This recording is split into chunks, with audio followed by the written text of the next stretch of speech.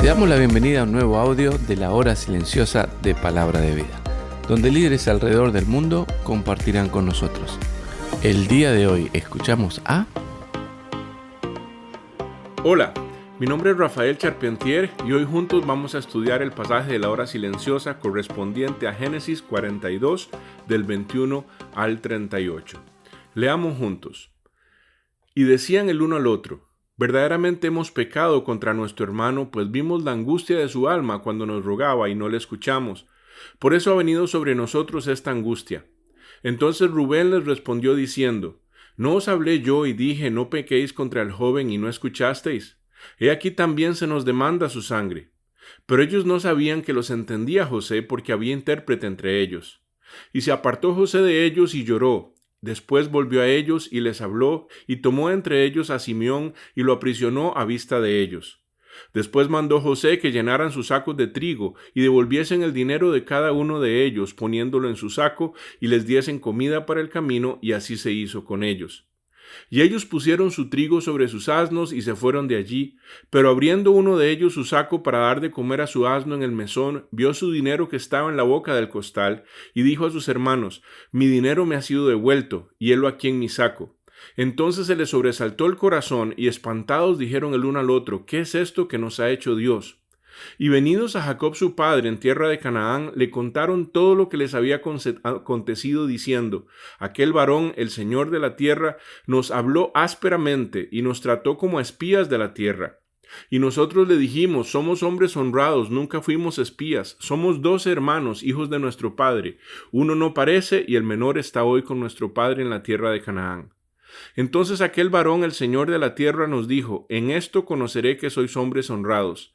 Dejad conmigo uno de vuestros hermanos, y tomad para el hambre de vuestras casas, y andad, y traedme a vuestro hermano el menor, para que yo sepa que no sois espías, sino hombres honrados. Así os daré a vuestro hermano, y negociaréis en la tierra. Y aconteció que vaciando ellos sus sacos, he aquí que el saco de cada uno estaba el atado de su dinero, y viendo ellos su padre los atados de dinero, tuvieron temor. Entonces su padre Jacob les dijo: me habéis privado de mis hijos. José no parece, ni Simeón tampoco, y a Benjamín le llevaréis. Contra mí son todas estas cosas. Y Rubén habló a su padre diciendo: harás morir a mis 2 hijos y no te lo devuelvo. Entrégalo en mi mano, que yo te lo devolveré a ti. Y él dijo: no descenderá mi hijo con vosotros, pues su hermano ha muerto y él solo ha quedado. Y si le aconteciera algún desastre en el camino por donde vais, haréis descender mis canas con dolor al Seol. Como tú bien sabes, capítulos atrás, los hijos de Jacob le mintieron a su padre diciéndole que una bestia había devorado a José, cuando más bien ellos fueron los que le habían vendido como esclavo a unos ismaelitas que iban a Egipto. Así que Jacob pensaba que José estaba muerto, pero eso era una mentira. Luego José, pues tú sabes también que trabajó como esclavo en la casa de Potifar y fue acusado injustamente por un pecado que no cometió. Fue llevado a la cárcel, estuvo allí en prisión varios años hasta que interpretó el sueño de Faraón de las vacas flacas, de las vacas gordas. Tú también ya sabes que ese sueño simbolizaban 7 años de abundancia y 7 años de hambre que iban a venir sobre la tierra. Y también sabes que luego de interpretar el sueño, José fue hecho gobernador de todo Egipto. Pero ahora, aquí en el versículo 42, llegamos al momento donde ya los años de hambre han llegado. Ahora los hijos de Jacob van por trigo a Egipto y acabamos de leer justo esa historia, pero lo que quiero que nos enfoquemos es en la frase que dijo Jacob en Génesis 42:36. Fíjate bien, Jacob dijo: contra mí son todas estas cosas. Cuando Jacob dijo eso, él estaba creyendo toda una serie de mentiras. ¿Ves? Eso que Jacob dijo de que contra mí son todas estas cosas no era cierto. Para empezar, José vivía. Simeón también estaba vivo. Simeón no estaba muerto ni tampoco estaba perdido, como Jacob dijo. Estaba prisionero en Egipto, ¿ves? Así que ellos sabían dónde estaba Simeón y sabían que estaba vivo. Pero lo que podemos ver aquí es que una mentira tiene tremendo poder de hacer daño cuando es creída. Fíjate la mentalidad pesimista que tenía Jacob. Cuando tú y yo nos creemos mentiras, esas mentiras van a ejercer un gran poder sobre nosotros. Cuando yo creo una mentira, empiezo a ver eso como mi realidad. En otras palabras, esa mentira se torna verdad para mí. Y entonces empiezo a pensar, a sentir, a actuar, a decidir y a reaccionar basado en esa mentira. ¿Ves? Es como que esa mentira condiciona mi mente. Se torna en mi perspectiva de la realidad. No era cierto que todo lo que le estaba pasando a Jacob y a su familia era contra Jacob, tal y como él pensaba. ¿Ves?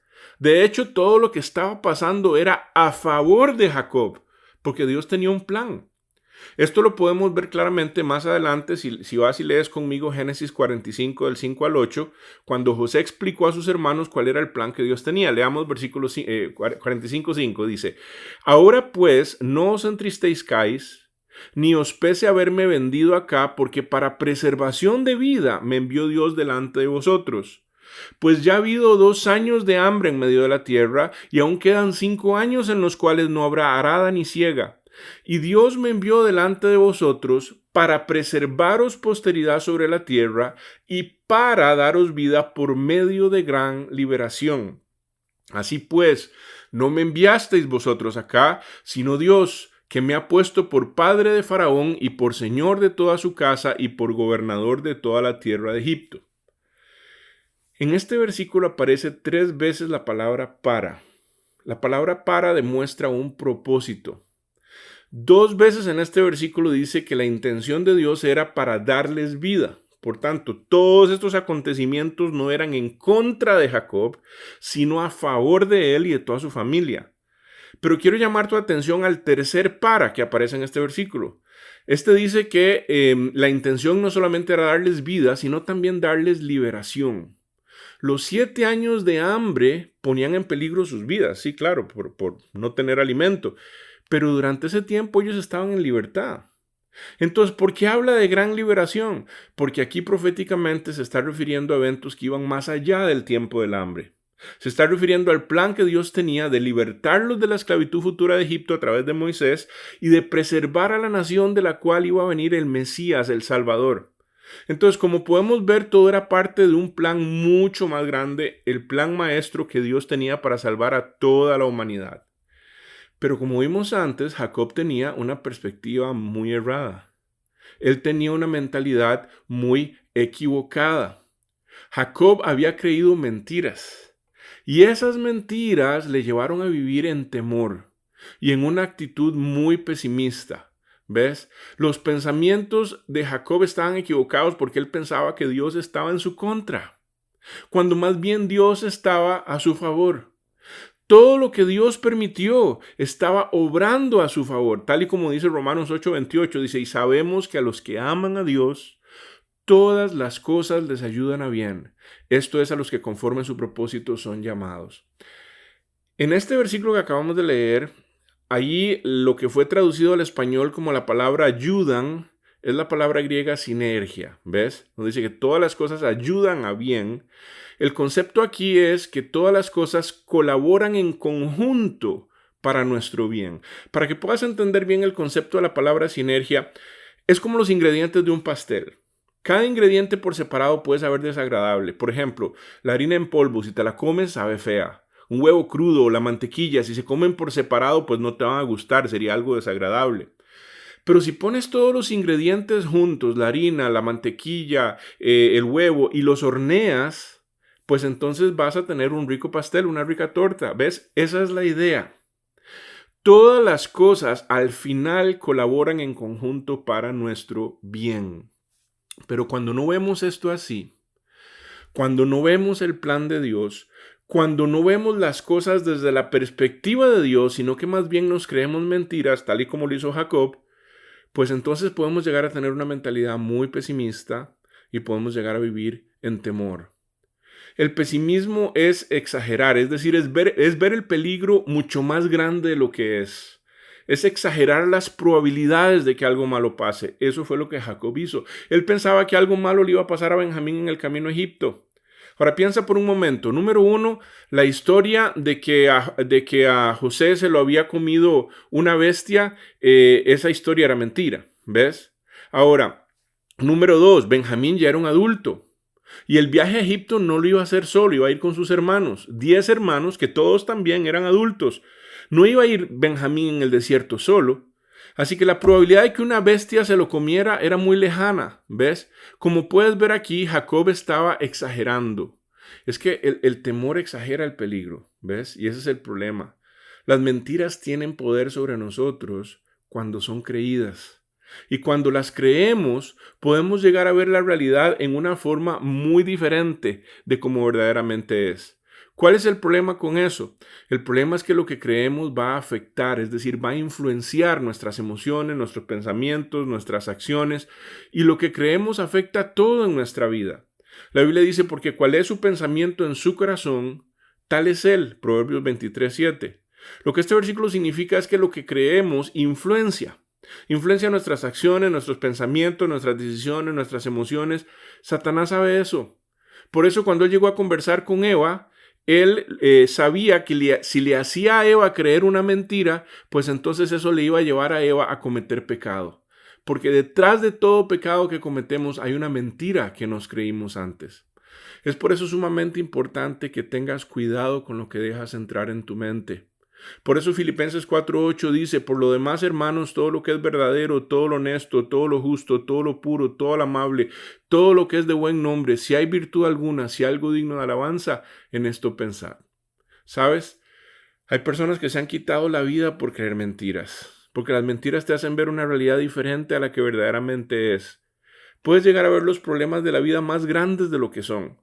Hay situaciones que ciertamente son dolorosas, como perder un ser querido, o tener una enfermedad, o ser despedido de tu trabajo, o que se queme tu casa. Pero muchas personas les han pasado cosas así y lo han superado, y la vida continúa. Pero otras ven situaciones así como si fuera el fin del mundo, como si fuera lo peor que le puede pasar a una persona. ¿Sabes? Lo peor que le puede pasar a una persona es ir al infierno, pero no que te pasen cosas así.